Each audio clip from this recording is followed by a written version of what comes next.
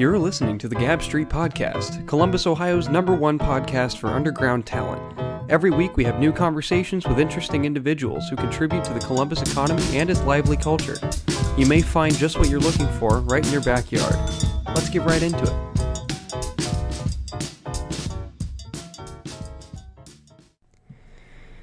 Hey, still in quarantainment. Welcome back to another Wednesday morning edition of the Gab Street Podcast, everybody. Today is episode 62. This episode is sponsored by Brotaku Creations. You will see a sponsorship message from him about midway through this episode. Today, our co-host is none other than the hilarious Joseph Keith. Say hello, my friend. Bow. Waka Flocka in the booth, my friends. And we also... Pussy Boy? A.K.A. Pussy Boy? No, I said R.I.P. Pussy Boy. R.I.P. Pussy Boy. Yeah. Pussy Boy did die a horrifying death, actually. I was very upset. I donated to his funeral service, so... Yep.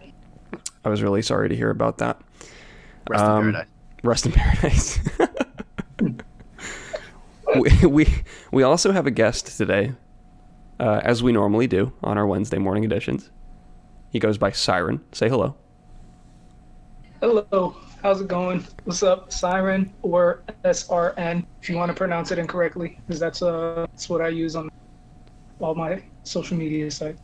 At SRN not Siren on Instagram and presumably everywhere else, I imagine. Yes, sir. Especially on Discord. That's what his Discord username is too. So, yeah. Hell yeah. How is it in El Salvador, man? It's actually a very beautiful country. To give you a little background history, El Salvador is a small Central American country about the size of Massachusetts. It formerly was ranked as one of the most violent countries in the world, but they have a new president. If you're into politics at all, they have a new president who's basically like every Democrat's wet dream. He's completely reformed the country. Their economy is starting to build itself up, but everything is still kind of cheap. Imagine everything being priced like America back in like the 60s. So like beers are like 85 cents here. All I've been doing is getting drunk. It's open containers, so I just walk around drinking in this community. There are some dangerous areas like there are everywhere else, but it's mostly gang related. Nobody really attacks like, tourists or anything. That's good. Yeah, there's like cops everywhere. There's like police everywhere, so you'll feel safe anywhere you go. So after all this is done, with flights being as cheap as they are, definitely suggest everybody come visit this beautiful country, especially if you love to surf. Apparently, this place has the best waves for surfing in the world. So nice. Were you there before quarantine started? Yeah. So my wife is from here. I'm Black and Puerto Rican. My wife is Salvadorian. So I came down to visit some family, see her family and everything.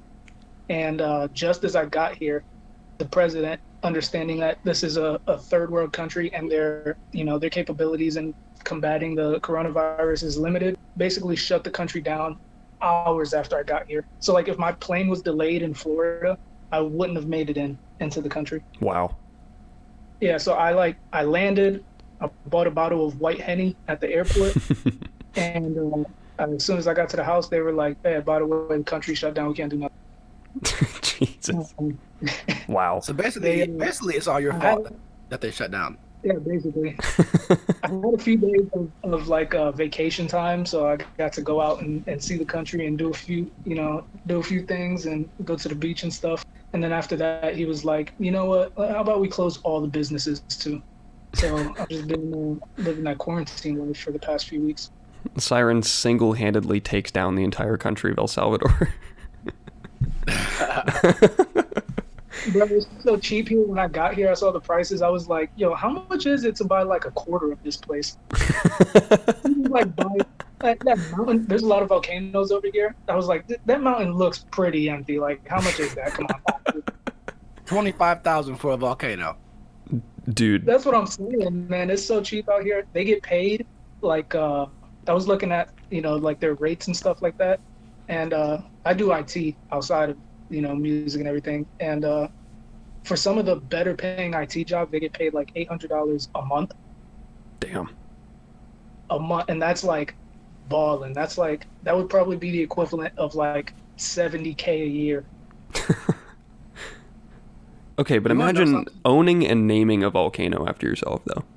That's something that Siren would do. I'm trying to do it. That. That's literally something he would do. And then he'd come over to me and be like, "Bro, you gotta get your own volcano." I'd be like, "Why?" He'd be like, "Bruh, you just gotta do it. Like this is a different type of flex. Like I'm not buying a damn volcano." Bro, I molted my own gold chains out of the lava of this volcano, dude. Check this That out. is some shit he would do. Gab No, Street but actually, volcano. I'm 1,000% trying to buy or build a house out here. It's so cheap. It's amazing. I feel like a king. Very beautiful country. Dude. So you're saying that you had to go to a small country to feel like a king? You couldn't do it here in America? I mean, I was doing pretty good in America, but you know what I'm saying. I like. But you wasn't no king. Both countries. You just gotta get in your El Salvador bag, dude. It's just the way it is. Hey, that's what I'm saying. Hey, reggaeton music is blowing up. Spanish music is blowing up. I'm about to just start strictly doing Spanish music. Does the music that you put out have influence from El Salvador? Not from El Salvador, but from Puerto Rico. So reggaeton is like Puerto Rican rap. I don't know if anyone's familiar with like Bad Bunny and artists like that, Anuel, or there's a bunch of artists. Drake has done songs, with Spanish artists, and they're blowing up right now. Like Spanish music is the wave and has been the wave for the past couple of years. So I have a few songs floating out there. If you want to dig, I do have a few Spanish songs floating out there, but I'm probably going to get a lot more into it as soon as I have access to the studio again. Oh, hell yeah. Yeah, we'll have to link that in the description of the episode. That would be super dope. Definitely. So what kind of influence has that put onto your music? And and who are some other influences of yours as well? So I would say my biggest influences, music-wise, definitely Kanye and Jay-Z. I feel like there's things I try to pull from both those guys. So like Ye on the producing side, and being able to go outside of the norm, basically not having any regard for a genre and just creating music. Yeah. And then Jay-Z has this really interesting way that I try to explain to people as to why he is the greatest rapper of all time. No one that I've ever heard in my entire life can rap in a way that perfectly bridges the gap between lyrical and like fun music you can just vibe out to. You know what I mean? Yeah, like I feel that. you're either one end of the spectrum or the other. But Jay-Z will spit some crazy, incredible bars, but in a way that you will completely understand, and you don't have to like go research or go to like genius.com to figure out what. So basically you're saying he's like the most palatable rapper there is. Yep. Okay. I've never thought about it that way. That's very true, actually. So, yeah, I try to pull from both sides of it. So I have one of my favorite songs I've ever done. I think is the best song I've ever done. Glass House. Go check that out. Streaming it on Tidal because Tidal supports their artists the most out of any other streaming service. Hell yeah. But that song, I feel like I produced it incredibly well. I pull from all kinds of different genres of music to make that beat, and it even has some like rock elements in there, super turnt. And then the bars, I feel like people have come to me and say like, oh yo, like this bar here, it's crazy, like I was feeling this, like this one really spoke to me. But I'm also like spitting, like there's some bars that'll go over your head on that track. So that's my favorite one right there. These lyrics saved my life. Yeah. Hell yeah. I definitely want to check that out. You and Joseph Keith know each other pretty well. Is that correct? Yeah, absolutely. Yeah? Not on the homosexual level, though. Well, you guys are wearing socks, obviously, so that's clear. Exactly. Yeah. Exactly. It's gotten a little close sometimes. You know what I'm saying? I don't want to say he's come on to me, but I'm an Okay, attractive guy. So but why would it be me coming on to you? Because I'm pretty sure that if anything did happen, it'd be you coming on to me. Hey, what happens happens. I mean, 20 buckalos is 20 buckalos, man. You know, you just gotta, you know. Hey, you feel me? So how do you guys know each other? So Joseph and I have we were both in the military together. That's Okay. how we met. And I don't know if he knows this or not, but I was very enthusiastic to work with him musically.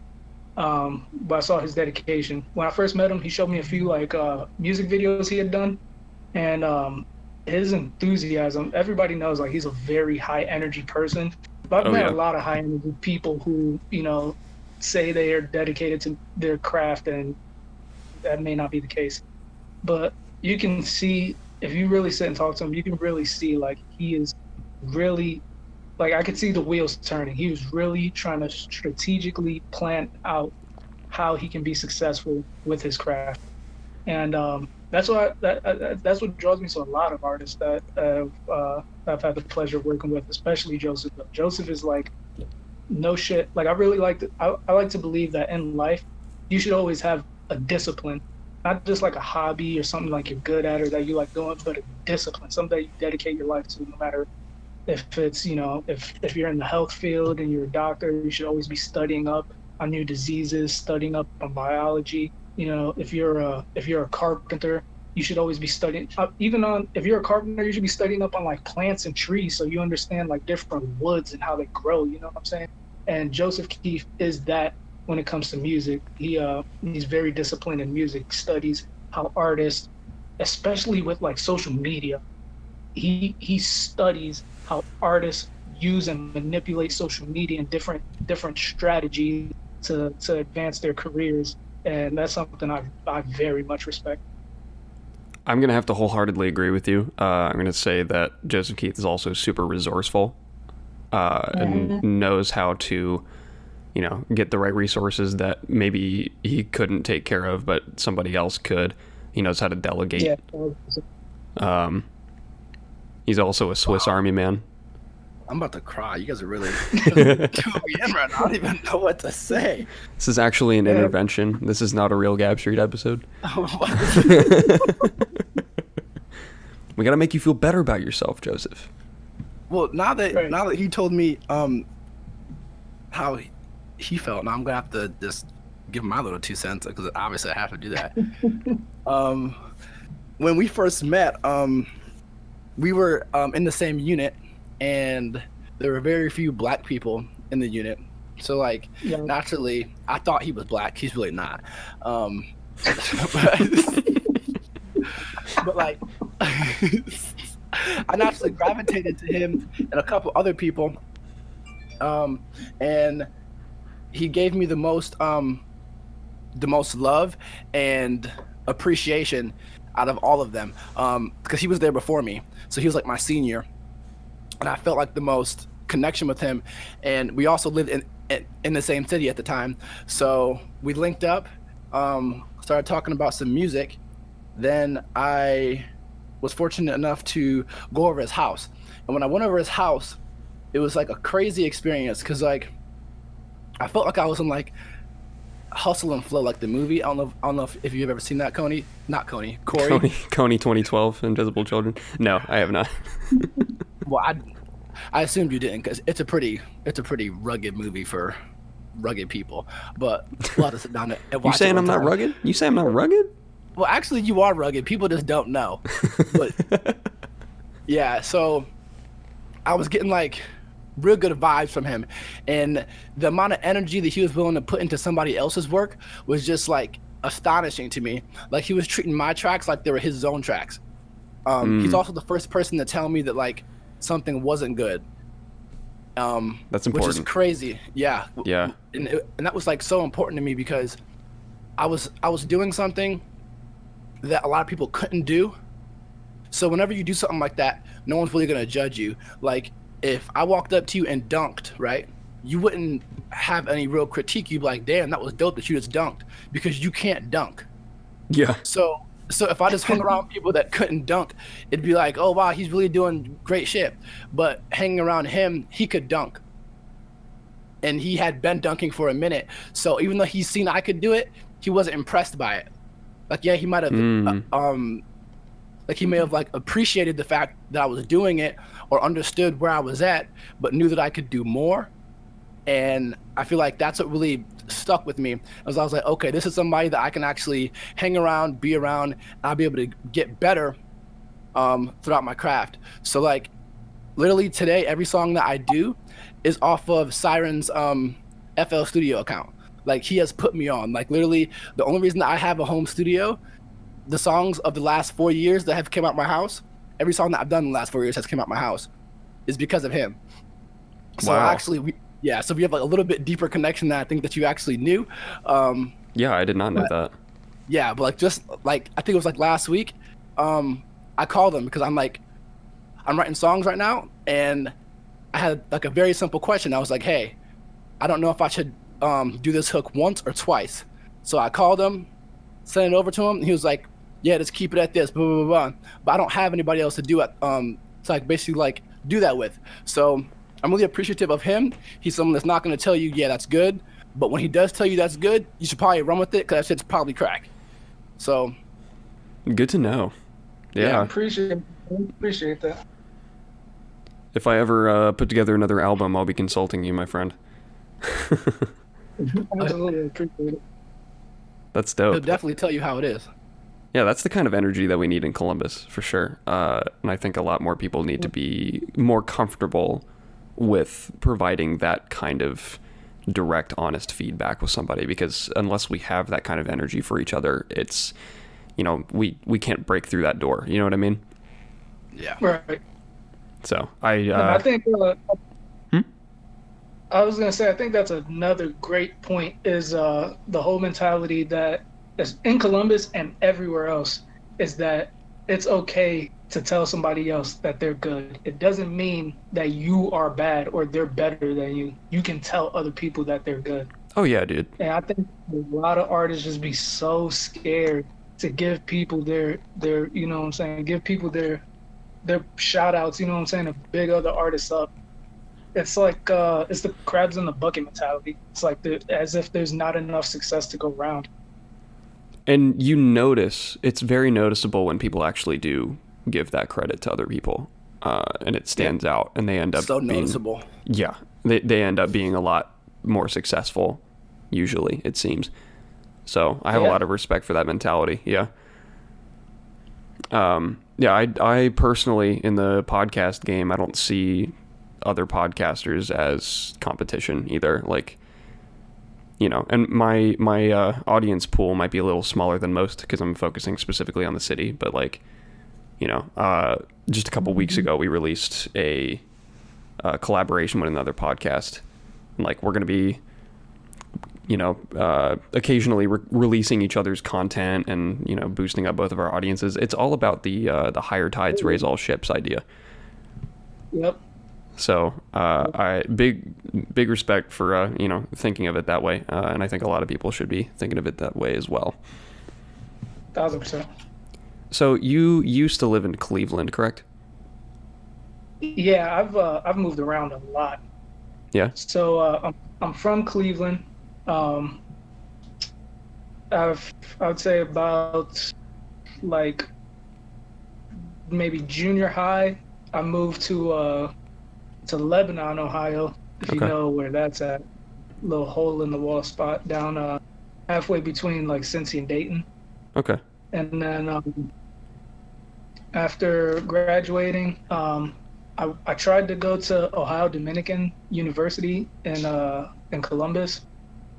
Didn't work out. I was broke. So I ended up going to Nashville, Tennessee with a girlfriend at the time. Studied music there a little bit. Actually, funny story, the guy that sings "So Happy Together," everybody thinks that's the Beatles, but it was actually this band in the 70s called the Turtles. and their lead singer was my music business. Oh shit. Yeah, That's so sweet. he was like really in the game. Yeah, it was dope. But yeah, after that, joined the military, did my thing for a few years, and just moved around a lot. Um, yeah, long story short, I'm back in Columbus though. Columbus is like home base. Like that's my spot to be. I got a lot of love for Cincinnati. Got a lot of, obviously, Cleveland's my hometown, so Columbus was always like the idea of where I wanted to be as a nice central point for the whole state. Yeah. And that's home base right there. Could you compare and contrast the music scenes between the three cities? Yeah. So Cleveland is Cleveland definitely got that Midwest vibe.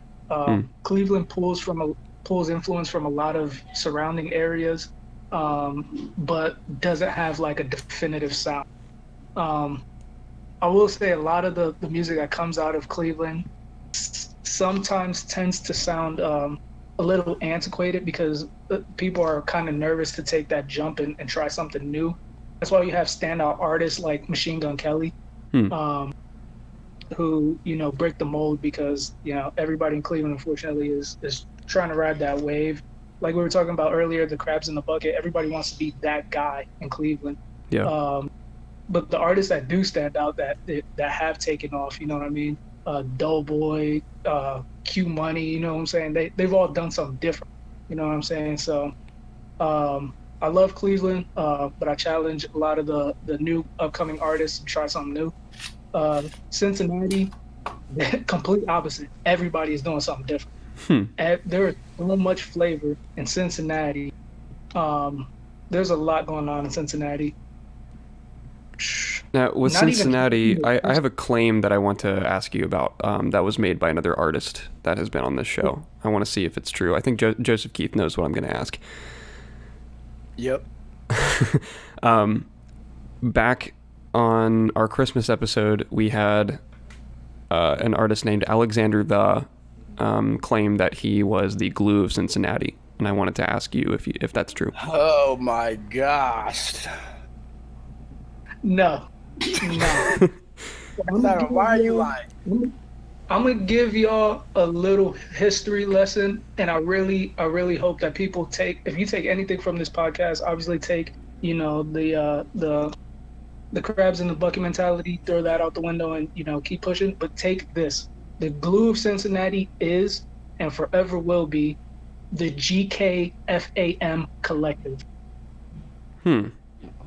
The ABCD. Not a lot of people know about this underground collective, but when you start picking apart the collective and seeing where everyone went within the industry, it is mind-blowing that these guys aren't more known.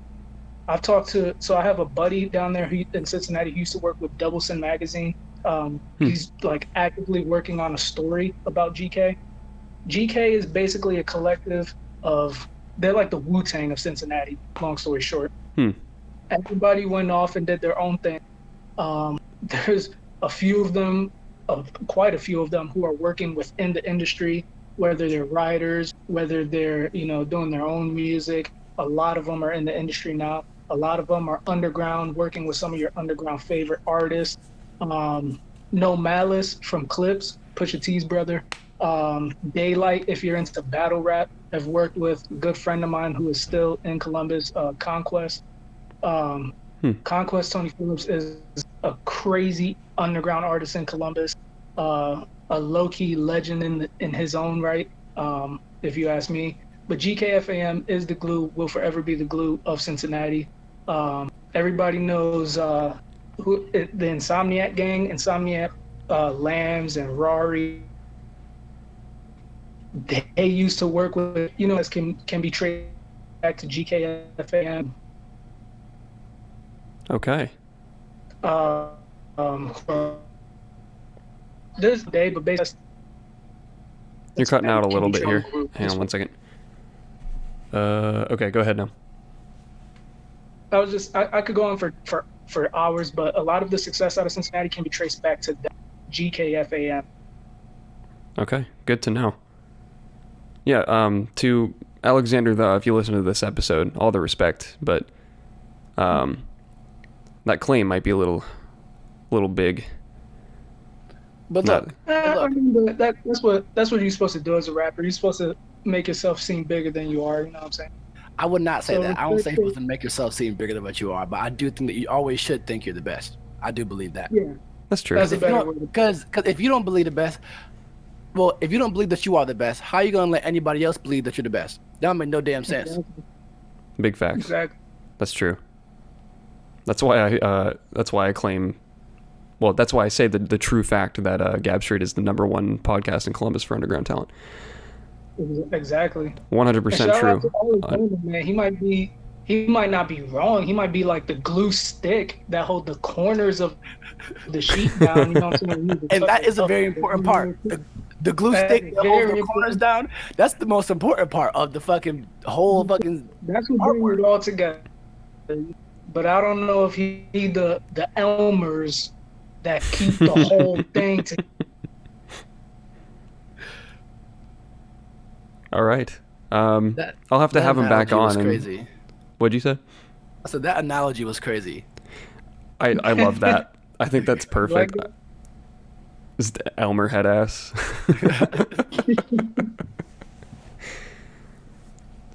Okay, let's see here. So how has Columbus specifically influenced the work that you do?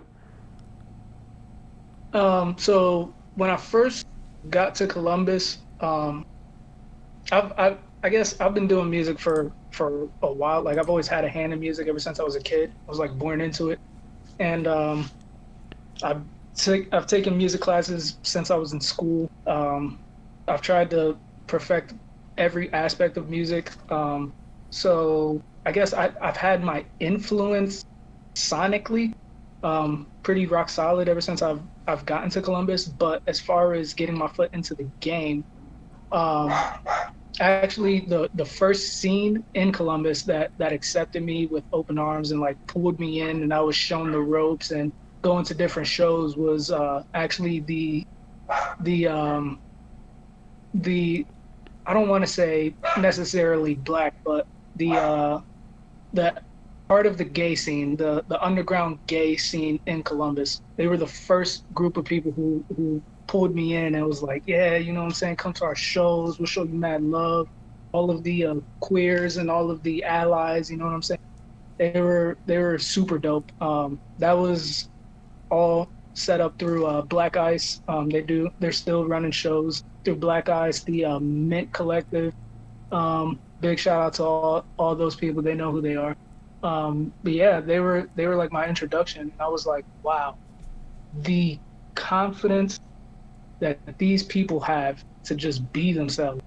Like you never really think of it like that. Like you need confidence to just exist. But when you want to be a little eccentric, when you're a little more eccentric of a person, which artists tend to be, you do have to have a level of confidence to just be. And these people just live as if there was no confidence to be had. They just were. And that was something that I completely admired.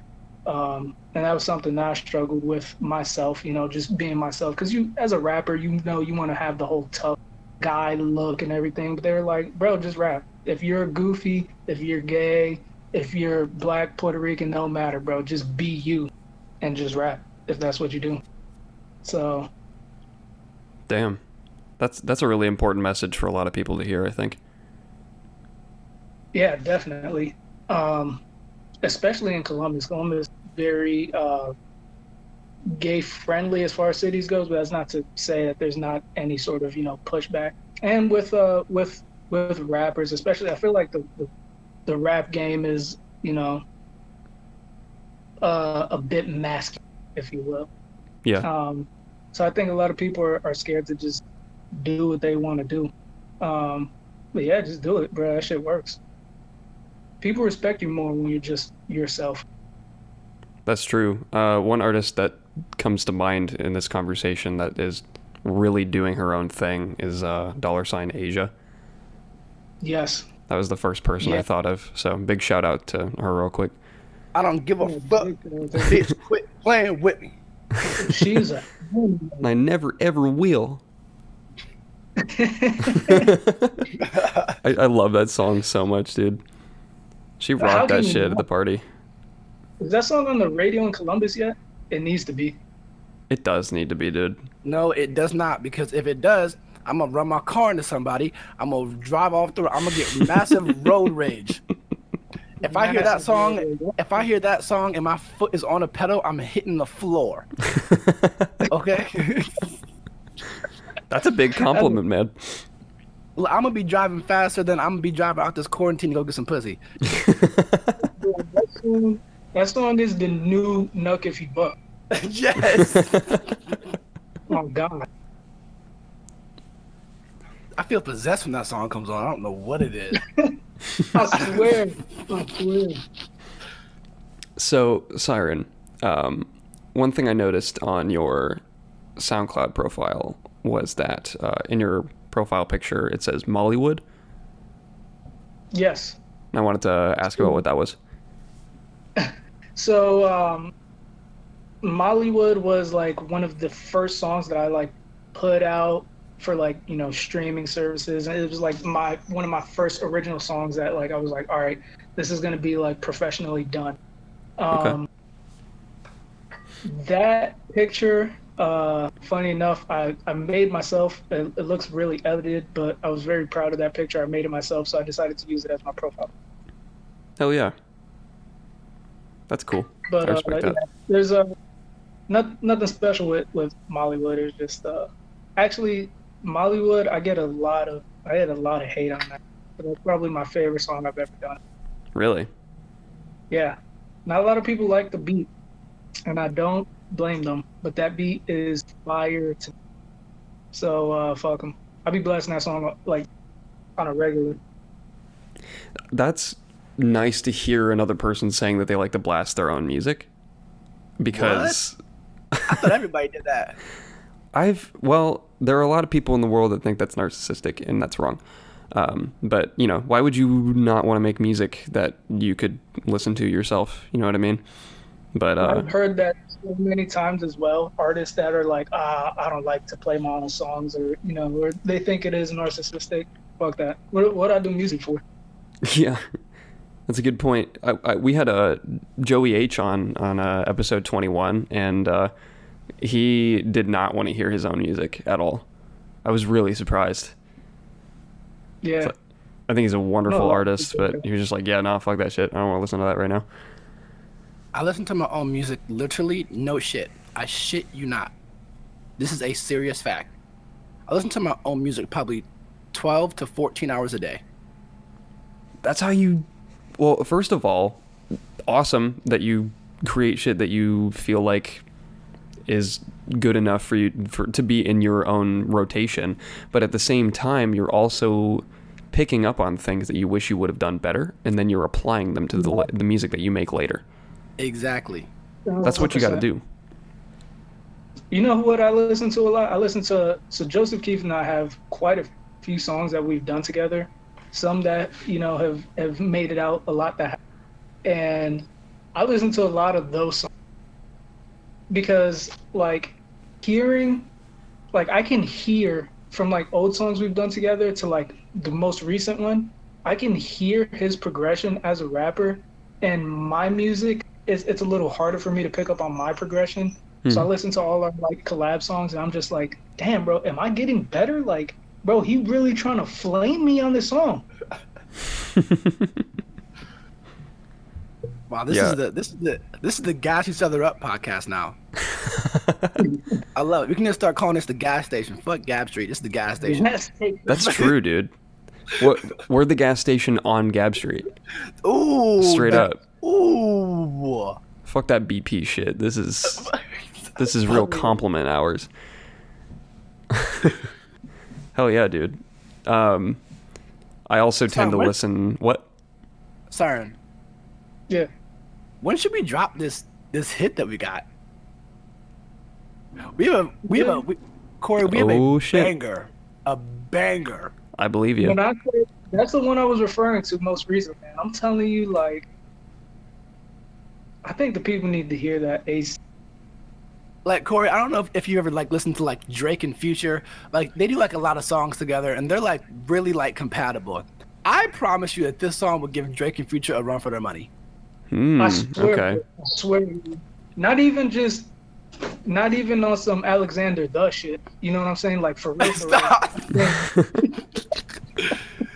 Like this is not even I like think this one for real will give him a run for. like the whole structure of the song isn't your typical so and so featured so and so song. Like it is literally a Siren and Joseph Keats song. Like I don't think that any like neither one of us could put it on a project and say that it was someone's song featuring another person because it's so much split right in the middle. I'm really excited to hear this, actually. I might have to email it to you maybe if you're lucky. Please do. And when it comes out, I'll put a link to it in the description. How about that? Oh, perfect. That'll be dope. Beautiful. Siren, I also want to know about Don't Think Records. Yes. So, Don't Think Records is basically my. I've always had this idea of working with artists and getting a collective together to try to better each other. That's why I am the way I am. That's why a lot of my music, you know, I'm definitely not one of the more popular artists in Columbus, but I have worked with a lot of the artists in Columbus. I've done songs with Major Zoe. I've worked with. I was in the studio for that. Yeah, so I've worked with a few artists. I don't want to go down a list and sound like, you know, name drop, but that my whole thing behind music is I find the most enjoyment in trying to help other people, and you know, trying to sit down and it's like figuring something out. It's like working a puzzle. You know what I'm saying? Trying to figure out how to make the song better, trying to figure out what ways to say certain things better. Oh, I feel you on that, brother. Yeah, so Don't Think is just, it was born from that idea. The whole idea of Don't Think, Just Do is the full name. Is if you know you're capable of success, why are you second guessing yourself into not doing something? You know, you're getting ready to do something and you start getting those nerves and you're like, but I don't know if this is me. Why are you thinking about it? You've done so much work to get yourself to that point. Don't think, just do it. It's gonna happen. I respect that philosophy quite a bit. Yeah. Yep. So I decided. Go ahead. No, I was just gonna say. So the label is just me, you know, and whoever comes along that I vibe with, you know, me and Joseph just linking up with artists and trying to create a family up, basically. Hell yeah. It's like I might have to send some people your way. 1000%. I have a quick question. Have you taken the Myers-Briggs personality test? I have not, but I do Okay. like taking those personality quizzes. After this, I want you to take that and tell me if you get ENFJ, because that is exactly what that sounds like. Anyway, psych nerd bullshit. We'll talk about that later. But I also want to ask about No Prosper. Yes. No Prosper is was the idea of that's not my own concept. That is all Conquest Cerebellum, Conquest Tony Phillips, who Okay. I spoke briefly about earlier from GK, but he'd obviously be able to explain it better. But the whole idea of No Prosper is it sounds a little it's a lot darker than all the topics we've been talking about here. But No Prosper is basically, hey, some people just not meant to make it. Some people just don't got the chops for it. You know what I mean? Yeah. Long Which is story a short, fact. niggas keep doing niggas shit. You know what I'm saying? Niggas keep acting like crabs in the bucket. They don't want to break the stereotype. They don't want to break the mold. So hey, they don't get to prosper. Damn, that's hard. It is, but it is a fact of life. So it's more of an ideology rather than like a group of individuals making music? Yes, 1,000%. Okay. That's cool. I've never seen like an ideology like that put with an alias out there. I think that's pretty cool. Yeah, if you can track him down, I think Conquest would be another very interesting. But that man is a fucking ghost. Yeah. He is the ghost of Columbus. He really is. You said a ghost? Like he's hard to get a hold of? Yeah. He is so hard to get a hold of. So he disappeared off the map, and only 3 people, including myself, knew where he was. He left the country for about a year or so. Oh, damn. And I would get stopped in the city, and people would be like, "Yeah, so what's up with Quest?" Hey, bro, he's just in an undisclosed location right now. He'll be back. And then he popped back up in Columbus, and the same people asking, where's he at? And I'm like, oh, he's back now. Oh yeah, what's he up to? Hey, he's just working, just doing music and working. That man is a man of myths and legends. Wow. So He too has worked with some of your favorite artists in Columbus and outside. So if I have him on, do I need to have his voice altered? Yes. His voice is so naturally deep by itself, it would sound like it was all if you just had him on. Oh God, that's awesome.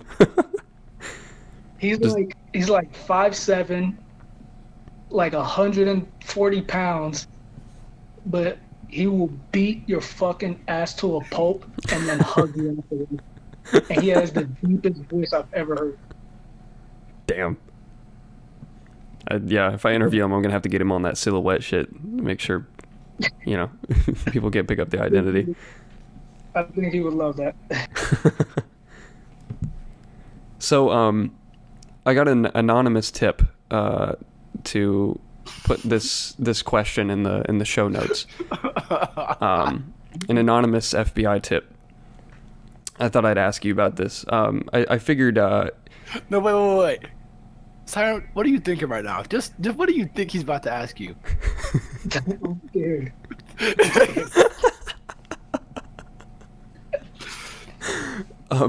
I've been told that you are a connoisseur of the paid dance variety. And I just wanted to ask you, out of pure curiosity, what city has the best strip clubs? Oh my God. That was a good question. I'm so fucking glad you asked me. I am very much so connoisseur of strip clubs. I used to travel for work, so I flew around the country for a time, and you can believe that every city that I touched down in, I went to their best strip club. What city has the best strip? So let me give you my criteria for best strip club. No, wait, one second. One second. Before you give that, we just need to have like a little background on you. That way we can know how credible this recommendation is. How much money? Okay. How much money would you say you spent last year at strip clubs? Last year? Yes. 2019 was not as bad as 2018. 2018, okay. I did fucking damn it. Okay, 2018. How much money did you spend? Yo, 2018, dog. In all seriousness, if I had to add it up in 2018 alone. Hold on to your pants, Corey. They're already off. I gotta do the math. I gotta do the math like weekly. In all seriousness, it has to be upwards of $8,000 at least. Oh, fuck. $8,000, Corey. At the very least. $8,000 minimum. That just makes me trust you more on this opinion. Because keep in mind, there's like real rappers that like give $8,000 to like their friends to just throw. You know what I mean? But yeah. $8,000 in the grand scheme of strip clubs is not much, but for a hardworking man like me, But yeah, so I've been to strip clubs in Missouri, and what's right next to Missouri? St. Louis is between two states. It's not Missouri. Well, I have been in Missouri, but St. Louis is between what? I think St. Louis is in Missouri.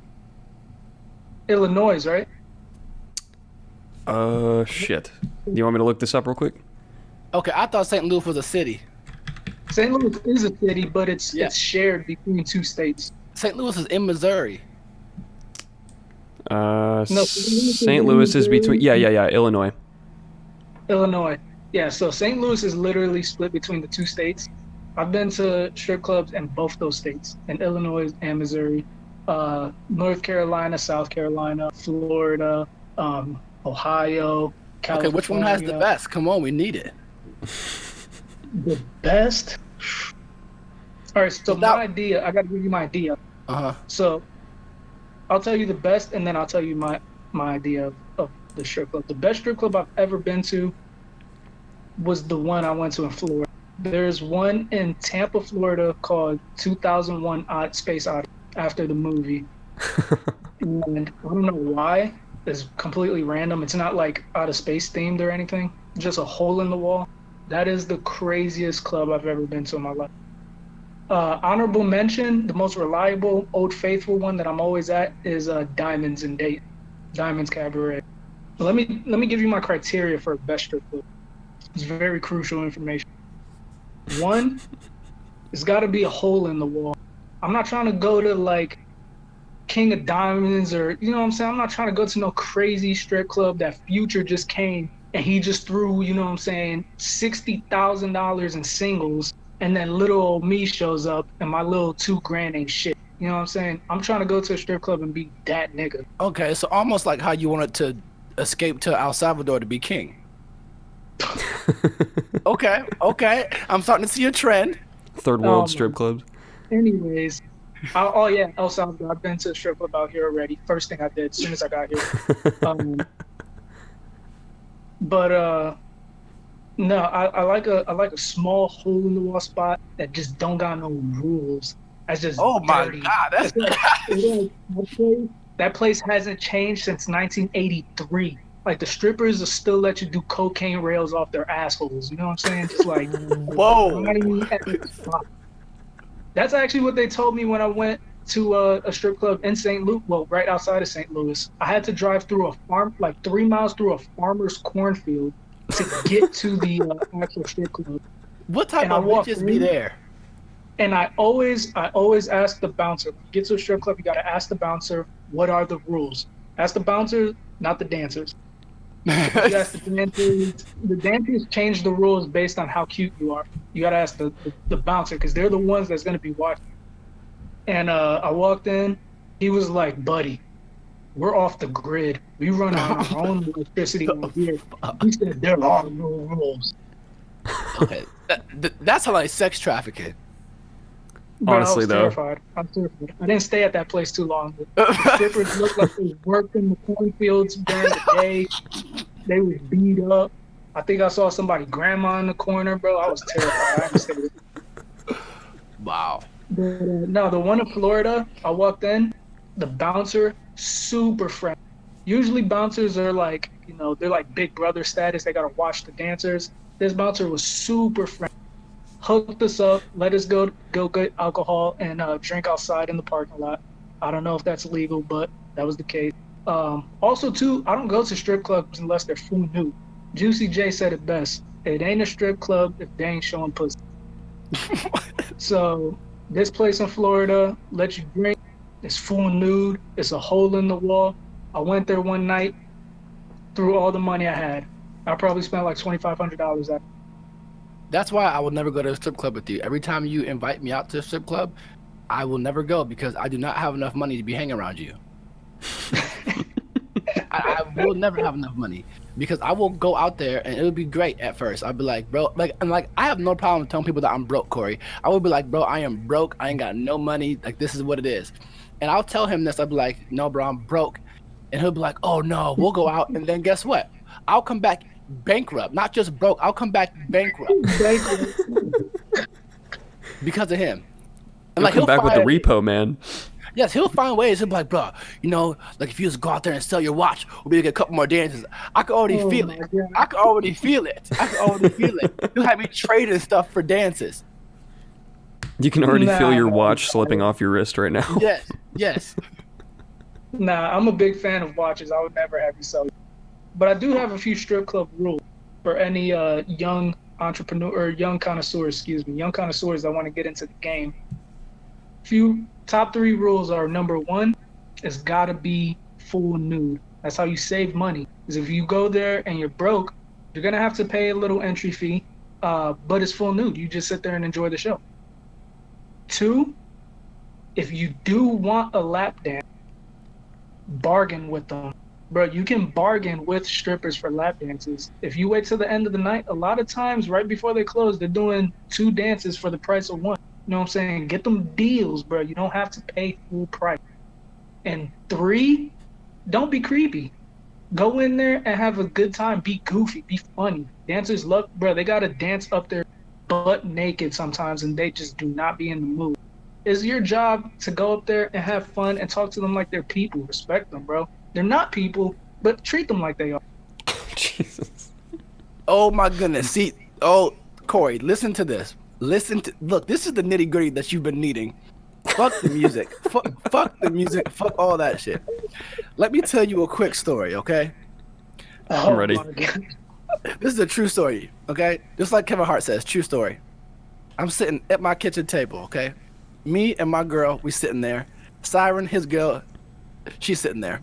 First off, Siren's girl has every same view he does about these strip clubs. It's crazy. It's like they're meant for each other. They're like the same people. So everything that he's saying about these strip clubs, she's right there next to him saying the same exact thing about the strip clubs. Okay? So we're sitting there. I don't know what happened. We're drinking, and he says something. I said, no, bro, like you didn't mean to say that. He says, yes, I did mean to say that. Guess what he said? He said, strippers are not people. They're strippers. I said, what? And he stands on that to this day. The strippers are not people. They're just strippers. Let me explain. They're entertainment. They're entertainment to him. Let me explain. I would never cross any boundaries when it comes to a stripper. But when she's up there dancing, she's there for my entertainment.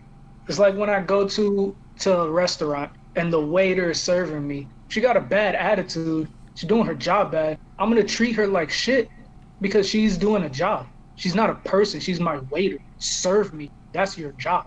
You're not a person to me. If I ran into that same waiter at Kroger and we was grocery shopping, she's a person. She's not working. She's living her daily life. But as long as she's a waiter, she's there for my service. It's like rappers. Rappers are there to entertain. Nobody likes when a rapper cuts in the middle of a set and wants to, go all Kanye and give a political speech. Bro, I didn't pay to come see you stand on a soapbox, bro. Do that shit outside, off the stage. You're doing a job right now, bro. You're not a person. You're Kanye West right now. Shut up and do Diamonds Are Forever, bro. That's what I came to see. Shut up and do something from Yeezus, bro. I don't give a fuck about your clothing line right now. I never thought about it like that. And maybe you needed time to sober up because that right there never came out. All you kept saying was strippers are not people. There was no way at that moment I could form that good of a thought. I have never gotten that explanation, but that makes sense now. So what you're saying is that when they're on the clock, you would like for them to do their job to the best of their ability for the money you're paying. If you're in the entertainment industry, yes. For that time being, you are not a person. You are there for that person's entertainment. You are there to do what they want you to do. So if you get up there and you have shaking cheeks and stuff, and I make some slick comment like, this bitch can't dance, you have no right to get mad at me because I'm right. You're not doing your job. You're not shaking no way. And I'm a good paying customer, so I can complain.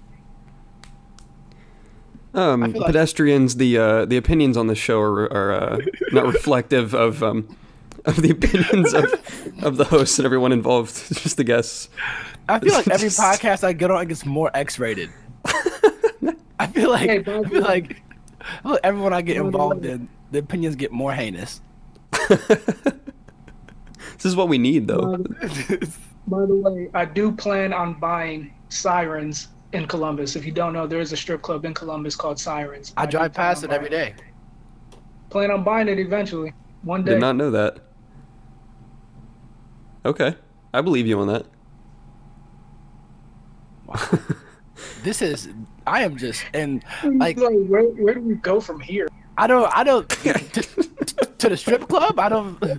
I don't. That's where he wants to go. That's a Well, I know where I'm gonna go from here because I have show notes. I'm gonna do a complete 180 actually. If that's okay, unless you have something else to add. No, absolutely not. I think I've spoken my piece. Okay, fair enough. We love Thank the you strippers. Thank you for sharing your opinion. Joseph Keith, we will get an OnlyFans guest on eventually, so Please. I'll make sure you're there for that. Don't worry. You know how upset I'm gonna be if. Oh my goodness! Look, that conversation got Siren all worked up. No one can probably tell, but Siren's now putting on deodorant because he felt the pressure from that. He felt the pressure just now. He's applying deodorant because his arms are sweating now. These weak arms are heavy. Because I want to go to the strip club and I can't because they're closed. Oh my goodness. The sweat is real, my friend. Corey, please roll out your next question so we can get off this topic. Okay. What life events led to you pursuing music? I've always kind of been in music. So when I was like 4 or 5, my dad had this game, and I really hope somebody listening knows what I'm talking about, because this was like, I feel like this is the most slept on music program of all time. My dad had this game for PlayStation 2 called Music Generator, and it was produced by MTV, and it was literally FL Studio, but back in '98 for the PlayStation 2.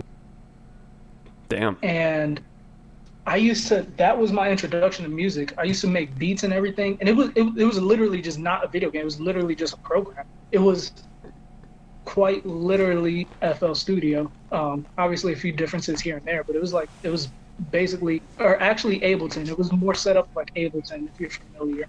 It was like Ableton Live for PlayStation. So I used to make little songs on the PlayStation and save them to the memory card. And then my dad got hit and figured out a way to basically save the tracks onto a computer. And that was like my intro to like everything beat making. I didn't know it at the time, but I used to mess around on there. My dad used to give me like little tips, and I would listen to the beats that his buddies would make that were they were like full songs, and I was a kid at the time. But then eventually, I grew up. I go to band, and I played saxophone in band, and then I ended up playing drums and getting into drums, and went right back to beat making. And I was very fortunate in high school that I had a music teacher. His name is Will Kuhn. Go pick up any of his. If you're a producer or music engineer, go pick up any of his books. He's written a few, especially on Ableton Live. Will Kuhn. He had. How do you spell that last name? Kuhn. Okay. Yeah, he's a certified OG, triple OG. He had this very advanced music class in high school, and he put together a music group, and he would take us to like different music conferences that would come through Columbus, and have us perform live. So like these national conferences where music teachers and directors of music programs were coming to get ideas, see what new music technology there was. He was coming out of pocket to buy these like new tools and programs and instruments and let us use them, and then taking us to these conferences to perform. So he was way ahead of his time. Yeah, I have everything to thank. I have everything to owe to.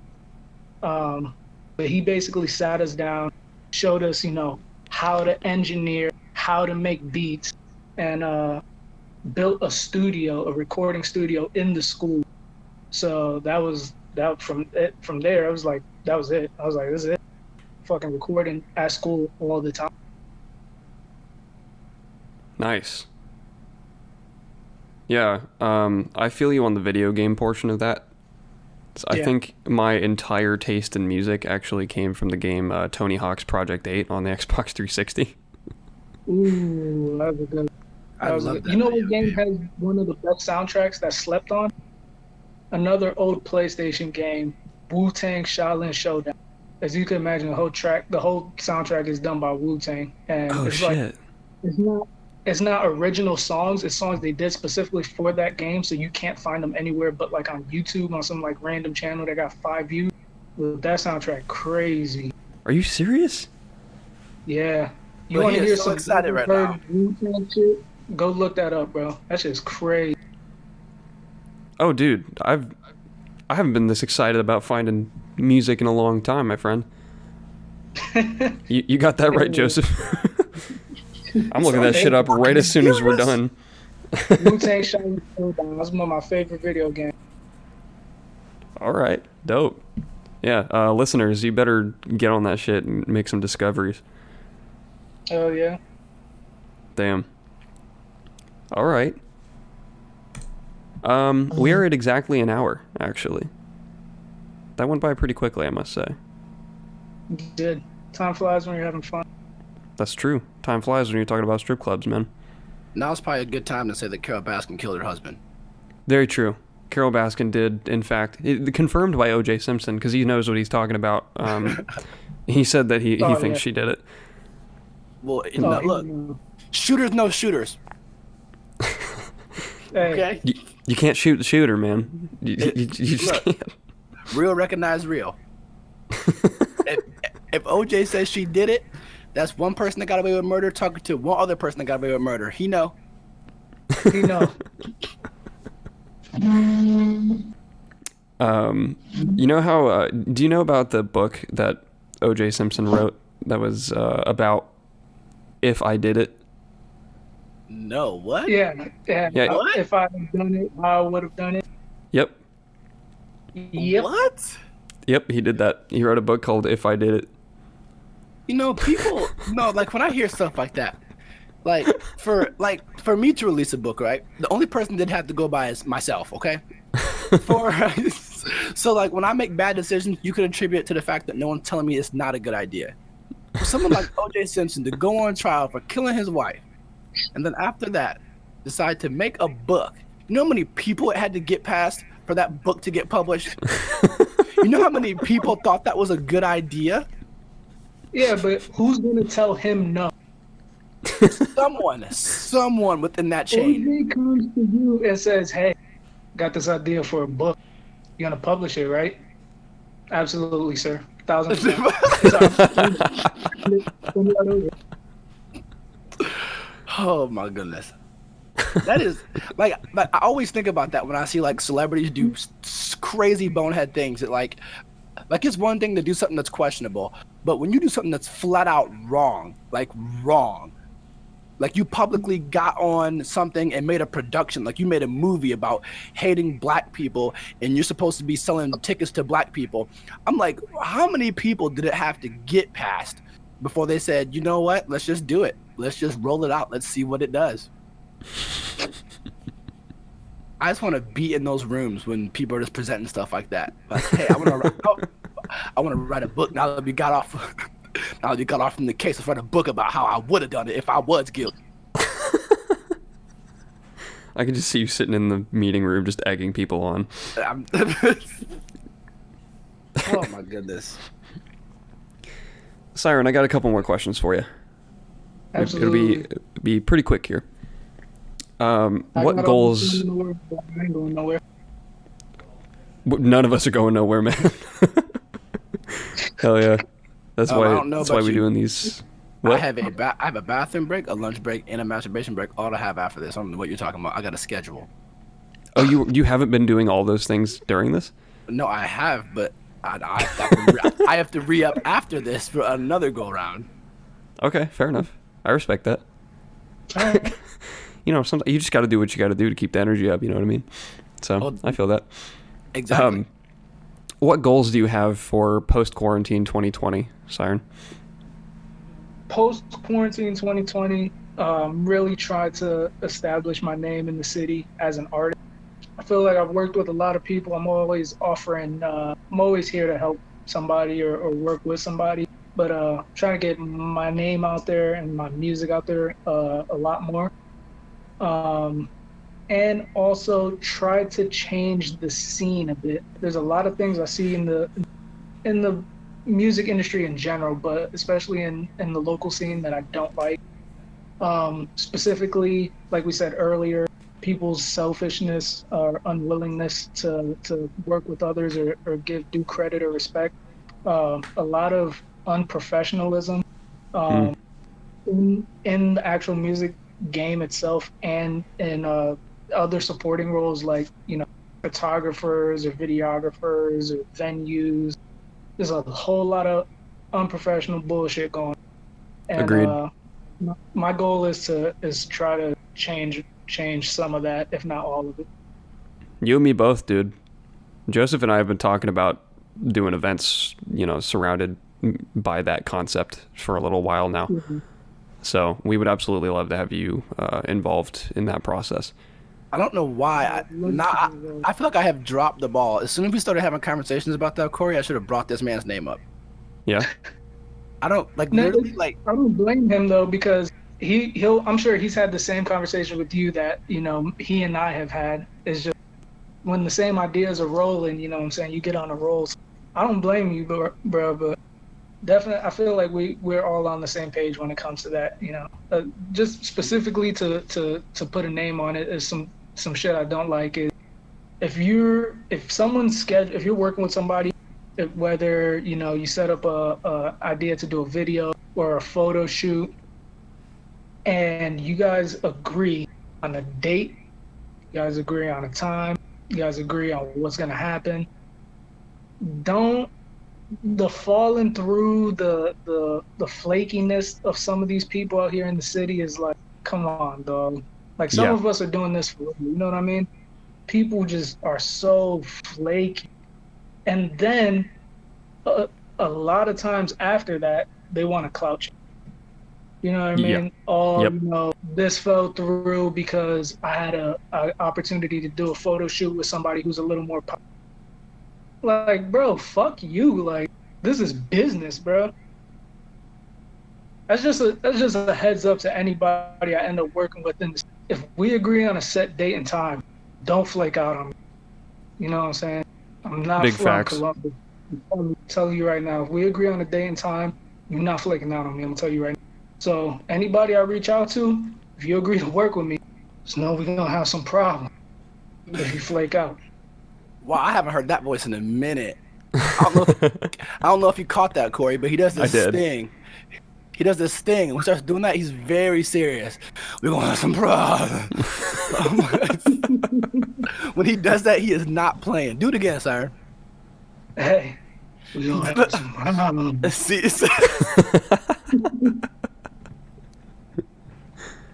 It makes me believe you 100%. It works. Dude, Joseph Keith and I have dealt with some hardcore flakiness, especially with the show. So I know I've heard some horror stories, man, and it's sad because a lot of it goes back to what I was saying earlier. There's people that respect this. There's people that dedicate their lives to this, and a lot of people take it as a joke in the beginning, but that's what separates the people who are seeing success from those who don't ever see success. There's a reason why Joseph Keith is seeing the success he's seeing is because he takes it serious. People feel like, oh, it's entry level, like I don't know if this is what I want to do with the rest of my life, or I'm just trying to get a quick buck. You know what I mean? If that's what you're on, hey, don't reach out to artists like us, because this is not just a hobby. This is a startup of something a lot bigger. You know what I mean? And a lot of people think that's the case for them, but don't take it as serious as some artists do. So just know you fucking up somebody's bag. And some people tend to take that a lot more serious than others. So I'm tired of dealing with hobbyists. This is not a hobby. Like I literally said, I listen to I literally think about music all day, every day. Like there's not a thought that passes my mind that does not include music. Like when I eat, I think about how I'm gonna eat to sustain my body so I can be alive and still make music. Like everything is revolved around music. So I don't have time for you to be wanting to talk about something or do something because you think that it might be cool. Maybe your friends will think you're cooler. No, like this is like a way of life. Like we have emotions involved into this, money involved into this, dreams, aspirations. A lot of people forget to be a successful artist, you have to be an entrepreneur. You have to. It's just, if you want to see success, this is a business. Branding yourself, marketing yourself, building your brand, that's a business. You know what I mean? Quincy got to eat too. Yeah, exactly. Same way old dude down the street opened up his little Jamaican spot, you know what I'm saying? And he's starting from the bottoms, and it's the same way the rappers are trying to do it too. And another thing in the scene that I would like to try to get away from or try to change the standard is hip hop artists, rap artists having to pay to perform. That shit don't take place in any other genre except hip hop. And I get why it happened. A lot of people feel like a lot of venues feel like they're taking a risk bringing in hip hop artists and the type of energy it brings. But if you do it well, you should be able to mitigate that risk. Shouldn't be a problem. You know what I mean? I'm gonna put out a hot take real quick. Yeah. No, I have a quick. No, go ahead. I just have a quick Columbus hot take here. I don't know how everybody's gonna take this, but I heavily dislike Scully's. Oh, dude, I think everybody agrees. Yeah. Okay. Yeah, I really do not fuck with Scully's. I've never been there, but I can tell you right now, if you hate them, I hate them. They're the number one. $6 for a bottle of water, man. It's fucked up. What? Yeah. And on the flip side of it, Scully's will throw a show starring, the one rapper that's gonna make people fight in the crowd. Yep. And then feel some type of way when people start fighting in the crowd. Like what was your security like? You knew he was coming. What was your security like? What'd you do to mitigate that? How were they checking people at the door? You know what I'm saying? That's if that's what you're gonna do, you gotta be able to mitigate the risk, you know what I mean? And on the flip side, for local artists, they feel like they're taking on the risk. So when they book local artists, they're like, oh, they've got, their name has to hold enough weight, you know what I mean? They have to do this, that, and the third. Like, no, Scully's is the devil. Oh my gosh. I'm glad I finally hear someone else saying it. He says Scully's is the devil. Yeah. I had a friend in high school who paid like a gargantuan amount of money to get on that stage. And it wasn't the venue's fault at the time that there was a huge fucking blizzard going on. So nobody ended up coming to the show. He was the only one there because nobody could drive. So he paid them like $400 and then like they didn't like he just couldn't do anything about it. But that's always been a stain on my memory of Scully's. So if you like Scully's and you're listening, please start Twitter beef with me. I will shoot back. We got right time now. Today. Look, this is the Corey that comes out after dark. This is the Corey that comes out. He said, "I will shoot back." Yes, sir. Y'all don't hear this very much. This is different. Look, it took for some ratchet people to get onto the podcast. It needs to be said. He said, if you got smoke, you know where to find me. Find me on Twitter.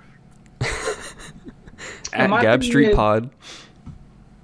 My thing is like, all right, my name is ringing bells in the city. I have a little weight to my name. I feel like if I sponsor a show or I sponsor a mixtape, I can make a little money by charging people for slots. That's my hustle. You know what I mean? Yeah. I get it. You're just trying to chase the bag. I get it. But that shit is so whack. And that's what people don't understand. People don't have respect for themselves. Like, bro, you a slime ball at that point. You trying to come up off some little hungry kid because they have no other choice. So yeah, I get it. People try to defend themselves. I've heard people defend them like, oh, that's just chasing a bag. It comes with the territory. Okay, that's cool. Well, we about to change the territory. That shit is dead. Just know if you charging people for shows, that's whack. Stop chasing the bag that way. Sell drugs. If you really want to be a rapper and you want to chase the bag, sell drugs, bro. If you're not about that life, stop charging people for slots. And rappers, stop paying for this shit. Nobody listens to them shits anyway. Facts. Well, there it is. If you want to be a rapper and have a lot of money, sell. What type of drug? Crack? No, Columbus Coke. Oh, okay. Okay. Just don't do it on the corner of Gab Street, folks. Don't do it on the phone like that. Actually, do that so we get some notoriety. Straight up. I was slinging on Gab Street. I'm about to put that into a rap. Please do. I would love that.